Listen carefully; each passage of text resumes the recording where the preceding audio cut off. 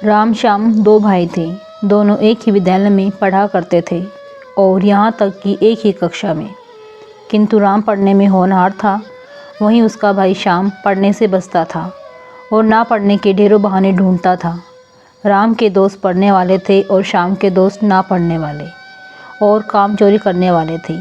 राम अपने भाई श्याम को उन दोस्तों से बचने के लिए कहा करता, मगर श्याम उसे डांट लगा देता और कहता, अपने काम से काम रखा करो। शाम के दोस्त घर से स्कूल जाने के लिए निकलते और रास्ते में कहीं और चले जाते। कभी पार्क में बैठते, कभी जाकर कहीं खाना पीना करते और कभी फिल्म देखा करते थे। शाम भी उनकी संगति में आ गया और वह भी धीरे धीरे स्कूल जाने से बचता रहता। शाम भी उन दोस्तों के साथ बाहर में खाना पीना और घूमना करता। राम उसके इस प्रकार की धोखाधड़ी से बहुत चिंतित था। श्याम से परीक्षा में फेल होने की बात भी कही, मगर श्याम नहीं माना। एक दिन की बात है, श्याम स्कूल जा रहा था।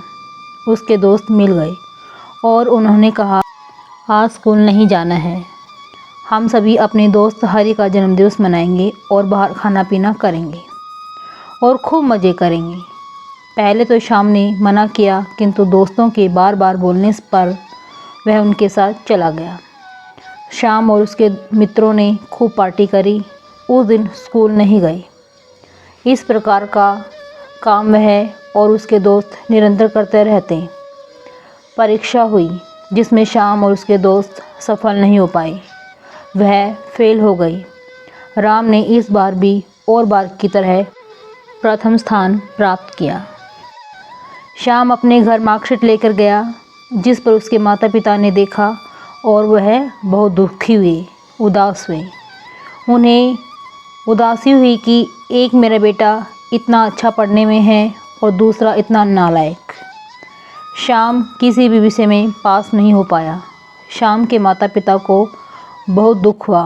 उन्होंने किसी से कुछ नहीं कहा, मगर अंदर ही अंदर वह बहुत दुखी होते रहे। उन्होंने सोचा कि अब मैं दूसरे लोगों को क्या बताऊंगा कि मेरा बेटा एक भी विषय में पास नहीं हो पाया। इस प्रकार माँ पिताजी को श्याम ने बहुत चिंतित व बहुत दुखी देखा, जिस पर उसे भी दुख हुआ। श्याम ने अपने माँ बाप को भरोसा दिलाया कि मैं अगली बार परीक्षा में सफल होकर दिखाऊंगा। श्याम ने अपने उन सब दोस्तों को छोड़ दिया जिन्होंने उसकी सफलता में उसका मार्ग रोका था। उन सभी छल और कपट करने वाले दोस्तों को छोड़कर अपनी पढ़ाई में ध्यान लगाया।